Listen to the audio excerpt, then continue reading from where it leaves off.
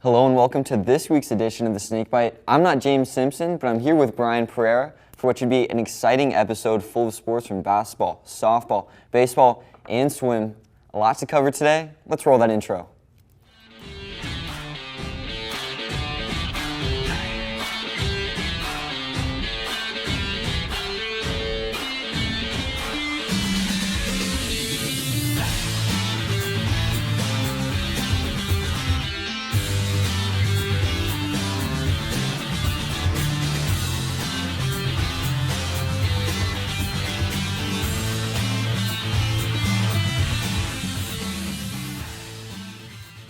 Well, basketball fans, it's that time of year again. We have reached the month of March where the madness begins in the Sunshine State Conference Tournament. And for your men's basketball team, boy, did they close out the regular season on a high note. They hosted the Rollins College Stars on senior night, and it was none other than Connor O'Connell who opened up the scoring with the first points of his collegiate career. Every healthy senior on the team found their way on the court and the score sheet. Luke Anderson led the way for the old guys with 26 points and 15 boards. Followed by Trey Jones' 15, Raines' 14, A-Rope netting 11, Dom Denny with 5 points along with 9 assists, and of course, O'Connell with 4. This game also saw the long-awaited return of Alex Steen, who didn't miss a beat, putting up 17 points and 8 boards in just over 11 minutes of work. The Mocs as a team holding 60 rebounds en route to a 106-84 victory to finish the regular season with 21 wins and 8 losses. Their in-conference record of 15-5 was good enough to secure their second seed in the Sunshine State Conference Tournament. And Brian, after that big win, they had some time to rest before their quarterfinal matchup, which we'll be hearing. Who are they playing now?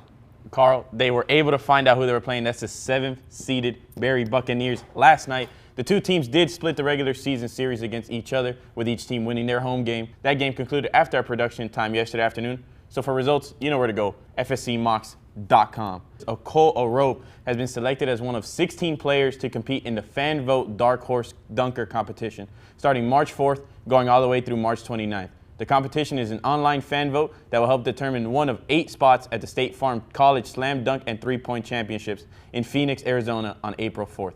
Be on the lookout on all social media sites for Florida Southern Athletics to join in supporting 𝙏𝙀 𝙎𝙉, including at FSC Mocs and the men's basketball team's social as well. And the ladies' Mocs will be a part of some of the fun this March as they will be competing in the Sunshine State Conference Tournament against #1 seeded Nova Southeastern, a team they met up against and beat last year in the tournament. But before we get to that, let's talk about how they closed out the regular season. And in their senior night game this past Wednesday, the Mocs took on the Rollins College Stars, the 5th seed in the in-conference tournament, and the Mocs came alive. They were firing on all cylinders offensively with multiple 20-point quarters and from contributions from everyone. The biggest contributor, though, was Mocs' Marissa Janicki, who came alive in the 26-point second quarter. Janicki went 7 for 10 from 3 for a team-high 21 points, and Zamora, the only senior on the team, also contributed in big ways on the night with a very Dominica Zamora stat line of 9 points, 5 rebounds, and 7 assists. Dabu and Bracero also combined for 27 points, with Dabu pulling down 11 boards in what was an overall dominant night for the Mocs in the 77-59 win. Their 15th win of the season was their 3rd highest scoring game of the season, 2nd highest scoring game in regulation, only behind their 83-point game against Puerto Rico Rio Piedras. Like I mentioned, the Mocs finished the regular season with a 15-12 regular season record, going 8-12 in conference, with 2 of those losses against the Nova Southeastern team that they will play in the first round of the conference tournament on the road. That game concluded after our production time, so first, out FSCMocs.com. The beach volleyball team continues to show out as they move to 8-0 after an impressive sweep over Weber. Florida Southern College beach volleyball captured a pair of wins on Wednesday afternoon, taking down Weber International University 4-1 in Game 1 and 3-2 in Game 2. The Mocs return to action on March 8th and 9th as they travel to Mount Berry, Georgia to compete in the Briggs Beach Bash, looking to continue that undefeated season. Carl, that 8-0 start matches their entire win total from last season. And that's a no-doubter. And another no-doubter is that the Moccasins women's lacrosse team has one of, if not the toughest strength of schedule in all of Division II. In their first 4 games, 5 of their opponents are top 25 teams. And when they took on their 5th and 6th opponents of the season, that trend continued. On Saturday, they hosted the 15th-ranked Wingate University. the Mocs fell behind 2-0 quick before Abby McFerrin got the Mocs on the board just under 5 minutes into the game. From there, the Mocs built, going up 7-4 after 15 minutes of play, and after Wingate got within 2, the Mocs went on a huge run, scoring 10 straight in a span from the second quarter into the fourth quarter. Madison Terrett led the Mocs on offense, scoring 5 in what was a rout for the home squad, with the Mocs winning 18-7. Monday morning would bring a different story, however, as they played host to the 8th-ranked Regis University. The Mocs opened up fast, particularly behind the hot stick of Sammy Garassi, who found the back of the net 4 times in the opening quarter. Despite the hot start, the Mocs would only lead by 1 at the half, and they struggled to find the back of the net in the final 30. They only scored 3 second-half goals compared to the Rangers' 7. The scoring troubles that plagued the Mocs ultimately handed them their second loss of the year. And the schedule doesn't get any easier. They'll go on the road to take on the #1 team in the nation, Pace University, for a 6 p.m. matchup Thursday night. And then they'll take on the number 16-ranked Mercy University Saturday before returning back home next week. Turning our attention to the 15th-ranked men's lacrosse team, they were in action yesterday afternoon as they took on Belmont Abbey, a team receiving votes in the latest polls, despite a 1-4 record. We had a crew at yesterday's game, so let's toss it out to them for the recap. Guys, thank you. I'm here with Matt Flammenspec. 4 goals today and a big win against Belmont Abbey. What goes into the thought process of moving around, creating some chances, and ultimately scoring? Yeah, I mean, there's a lot that goes into it. I mean, our offense kind of switched a little bit this year, and we're relying more on our athleticism, a lot of one-on-ones, and just trusting each other. Realistically, our roster's so deep this year that a lot of, even my goals, everybody else's goals, they feel very, very just timeless. It just happens in a split second. I know 3 out of the 4 that I had today were literally just transition, me trusting the guys that they're going to get me the ball, and then just knowing that I have to do my job. And seems like that's what we got to do the whole time. With your 4 goals tonight, you're climbing the all-time goal scoring list. You're 6th with 90, 10 away from Jeff Atlas. What's that feel for you like, being 10 away from such a great player? It's exciting. I didn't know I was that close, but even Jeff too. I look up to Jeff. Jeff was he was a huge captain for us. So it's good to bite him in the back there a little bit. I'll send him a text if that were to happen. But I know it will. It's just a matter of time. I got confidence in myself, especially with the guys too. So it's a good team. So. They have 2 road games in South Carolina in the next week against Anderson on Saturday the 9th before heading to the 20th-ranked Lander Bearcats for a Monday afternoon affair. The baseball team had their conference home opener Friday night against Eckerd College. The first game saw them go to extras as they lost 5-4 in 12 innings. After getting out to an early 2-run lead in the first, Eckerd bounced back strongly, scoring 3 runs of their own in the second. After that, it was all pitching when starter Marcos Horan threw for 6 innings, only giving up 3 runs in the second. Casey Odell came in relief and threw 5 no-hit innings and only gave up 1 walk and 2 hit-by pitches. The Mocs were able to tie it in the 7th inning following a sac fly by Dante Starks, but it was 4-4 all the way to the 12th when Cam Collier hit a 2-run home run that ultimately gave the Tritons the victory. Saturday was a completely different story to Friday as the Mocs were able to sweep the doubleheader and win the series. That's right, Carl. In Game 1, Mitchell Leroy was tagged as the starter for the Mocs, and he went a strong 5 innings while only giving up 1 run on 6 hits. Wyatt Clark and Evan Mobley then had 2 shutout innings in relief, with Mobley ultimately getting the save. This game had 4 Mocs record RBIs, with Bryce Sofowicz leading the charge with 2, and the Mocs took Game 1 with a score of 5-1. Game 2 was all Mocs as they scored at least 1 run in all but 1 inning. Roshan Riley started the scoring for the Mocs as his RBI single brought in Sofowicz in the first inning. After the Mocs let the Tritons get one back in the second, Elrico Riley gave the Mocs the lead once again following this 3-run bomb that you see on your screen right now. As he hits this one out to left field. And that's going to get it over, and Elrico Riley has a 3-run home run.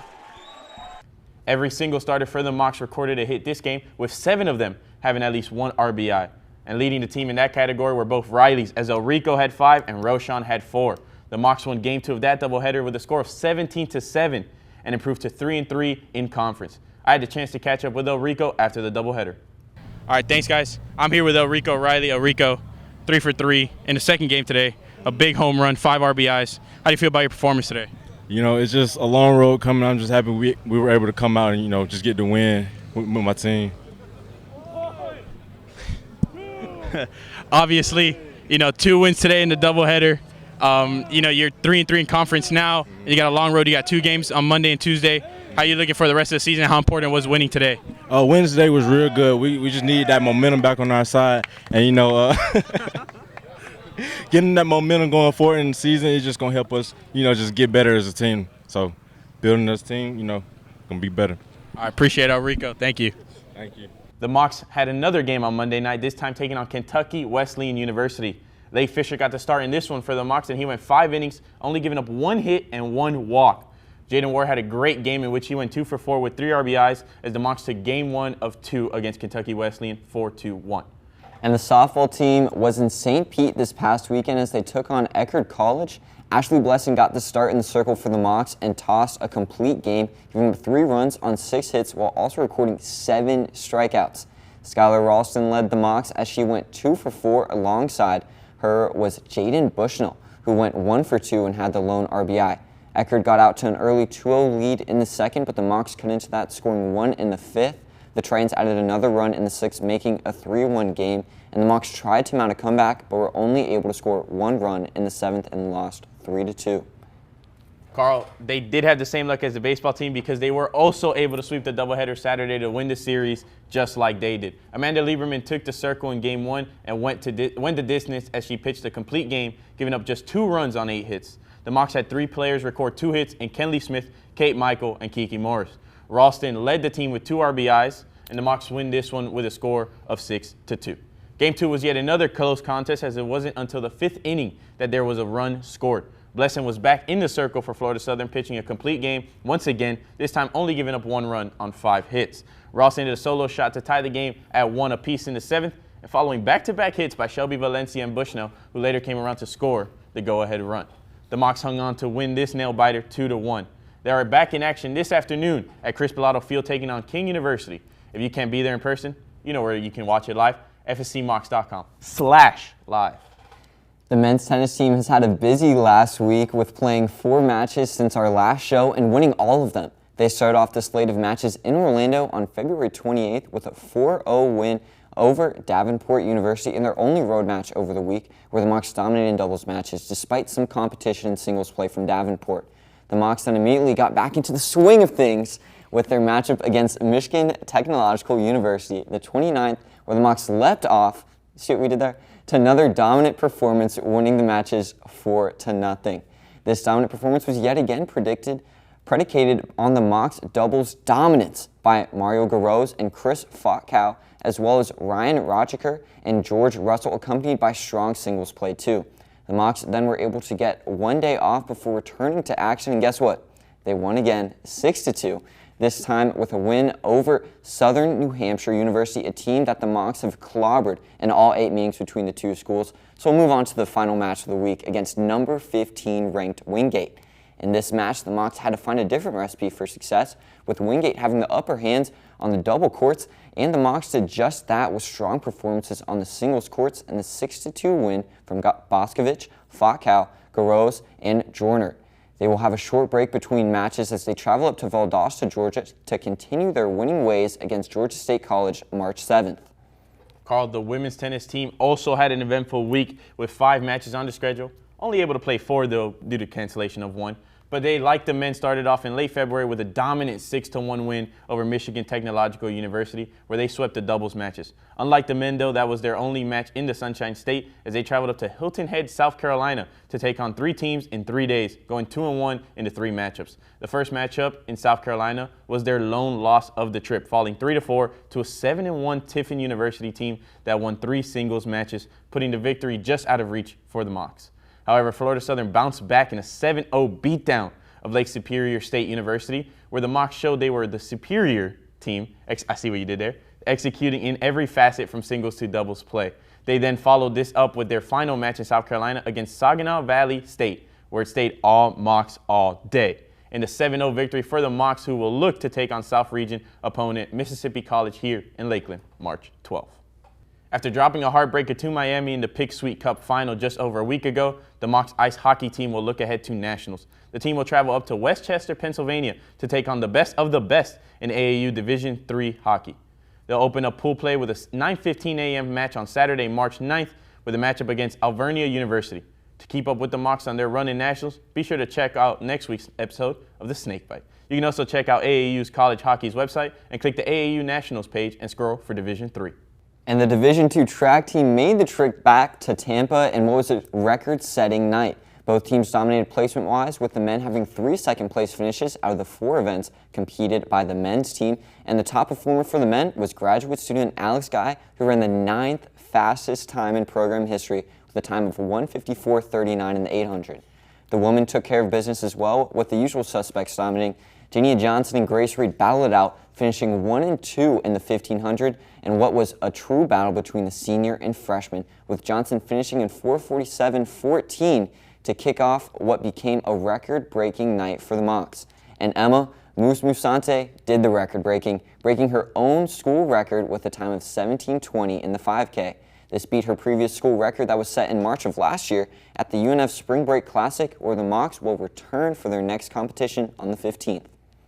Carl, the men's golf team was in action in beautiful California at the Battle at the Desert, and guess what? They won? They won the battle. They had the lead after round 1 and never gave it up as they won the 3-round tournament by 6 shots with an aggregate score of 3 over par. They were led by Dante Grapusso, who finished at 2 under, and he was followed closely by Max Baril, who shot even, and Tyler Mistretta, who was 1 over. They are back in action March 11th and 12th as they'll be in Valdosta, Georgia for the first Federal Southeastern Collegiate Tournament. The women's team hasn't played since they hosted the Lady Mock Classic back on February 19th and 20th, but they are also playing March 11th and 12th, but they're staying in Florida as they'll be in Orlando at the Peggy Kirk Bell Memorial. And huge shout out to both swim teams, with each having multiple national qualifiers. For the men, we have 3 qualifiers in Peter Sasaki, Brandon Wilson, and Kyle Mikulev. Sasaki, the freshman, will be competing in the 1650 free, 500, and 1000. Wilson and Mikulev will be in the 100 freestyle and 50, with Wilson also participating in the 200 back and 100. On the women's side, there are 4 qualifiers in Allie Brinton, Alize Pelletier, Olivia Miles, and Elizabeth Sykes. Brinton and Sykes will both be in the 200 fly and 100. Pelletier will also be in the 100 as well as the 200 breast. And last but not least, Miles will be going the distance, competing in the 500, 1,000, 1650, and 400 individual medley. Brian, I'm out of breath just thinking about all that swimming. I'll probably just stick to running, and hopefully you guys stick to watching the Snakebite, as we'll have a ton more coming for you this next week after all the results from this. And make sure to tune into that national swim meet. March 12th is when it starts. I'll be running to my computer to look at it, for the live results, the live streams, and there'll be a lot of live results and live streams. Brian will be on baseball, I'll be on basketball, and we'll have a lot more to cover for you next week.